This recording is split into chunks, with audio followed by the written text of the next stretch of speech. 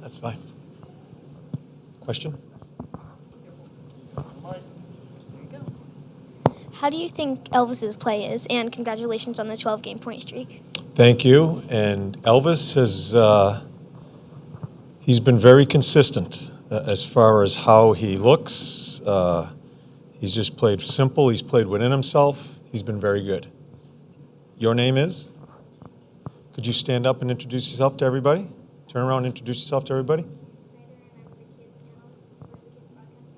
There you go, Tracy. That's it.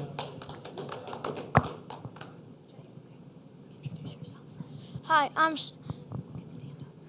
Man, I'd like to have your hair, man. Hi, I'm CJ, and I'm the Blue Jackets kid correspondent. Coach Torts, can you describe? Take your time. Can you describe when Seth Jones skated end to end and passed it to Dubois and got the game-winning goal? Can I just Against Boston. On the filling on the bench. how I felt? Pretty excited. It was another game where we come back in the third period. I thought we played really, really good right on through it. And you could see something good was going to happen once Jonesy took off out of our end zone. You knew it was going to be an odd man rush. And it's good to see Luke just buries it. So we were all pretty excited. Thanks for your question, guys. Who wants to follow that? Yeah. I'll do the first dumb question. It won't be your last either. I know, not even. Losing Dean Kukin, when Z was out, you had him on the top pair with Seth Jones. You've talked about his legs and how well he's carrying the puck and how confident. How big of a loss is that going to be for you to have him out of your lineup? Yeah, you talk about Z and Jonesy and some of the guys that have been mainstays here for a number of years, and Kooks is just coming onto the scene. Last year he comes on, and what we're going to miss, and isn't talked about that much, is his vision as far as getting us out of our end zone. I think he has really progressed in how he sees the ice. We like the way that he has the moxie to grab the puck and go and try to beat someone one-on-one. We're going to miss him, especially coming out of our end zone. He was beginning to get some power play time, and because we think he sees the ice that well. So he's been a big part of this as we've gone through some of the injuries we've gone through, and then how he has just come onto the scene here the past couple of years. On that note, John, just first lineup changes for today. You've got, I know Bemstrom was activated. Can you just run it through it real quick? Yeah. The forwards will stay the same, and Carlson comes in for Kooks. Okay. The last couple seasons, we have asked you. There's been stretches where Z's play has gone up and down and up and down. Is this year has his play leveled off more? And when I say that, there's not been as many valleys with the peaks, and if so, why you think that has been? Yeah, I think in both areas, offensively and defensively, I think he's been much more consistent. He's been very aggressive offensively here of late. Well, not of late, the past probably 5 or 6 weeks. He makes, I'm watching the tape yesterday, and he makes these little 5-foot plays getting us out of our end zone. A lot of times you just look at his legs, how he skates it out. But he is so confident in his game right now. He's just making these 5-foot backhand plays, forehand plays, little shovel plays, just to get us out of the end zone. So he has grown. And to answer the latter part of your question, why, he's maturing. I think him and I went through a process together for about 1.5 years as far as where we go defensively, offensively.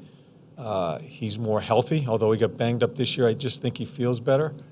So he's progressing into who knows where he's going to end up as he keeps on pushing along.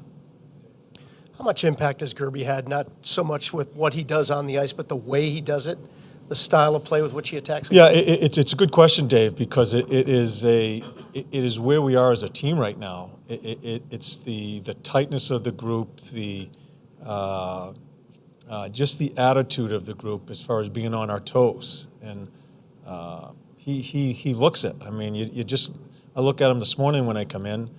He's ready to go. It's just written all over his face before he puts the uniform on. So that's a really good thing to have especially when you're dealing with so many young guys in here. It's a really good thing, has been a good thing for this organization with him down there. So he's been an important part of the organization, and as you see some of the spots I'm putting him in during the games, he deserves it. And again, it isn't height and weight. It's a little bit of what the weight of the heart is, and he has always played that way, and he's showing it right now. John, you've mentioned in the past Gavrikov's been real steady, but you've been trying to figure out what type of player he is. As he's had a bigger role lately, just what have you kind of learned in these past couple of weeks? Yeah, he's in the way. He's very good defensively. We've done a little bit of work with him and coaching him in positioning, always being in the inside part of the ice, not chasing it. I think he's bought into that. And I think he's finding, and I think we are finding, that there's some offensive instincts to his game also. And so as you finish a game and then you watch the tape the next day, he's involved in a lot of things that are good, offensively and defensively, reads. Everybody makes mistakes, he does too, but he's involved in a lot of good things more consistently as each game goes by. With Jacob Lilia, have you just seen growth out of him since he's come back from Cleveland? It just seems like he's playing a more confident, consistent game and doing what you're asking of him. I think he's freer skating. I think he looks quicker. He knows what his job is. He's got to do the job along the walls. He's got to make those smart plays through the neutral zone. Very good at reading just a checking part of the game. And he's involved in some offense, too, as far as the forechecking. So when he was here and before we sent him down, he's the type of guy that I think he can put in a lot of different areas within lines. And, I just think he just looks like he's allowing himself to play. He's not as tight. He's more freer, if that's the proper word, as far as how he's playing right now. John, I know you don't see the Sharks a lot, but do you see any differences between the way they play now under Bob Bugner as opposed to when they played under Pete? I haven't watched them. I haven't watched them prior to this game. I have notes on them. I know what their special teams are.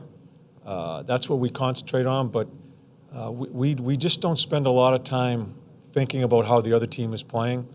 I know the coach. I'll say this. I know the coach that was there prior is one hell of a coach, and I have a tremendous amount of respect for Bobby Bugner as far as how he played, how he's gone about his business. We've had some conversations along the way.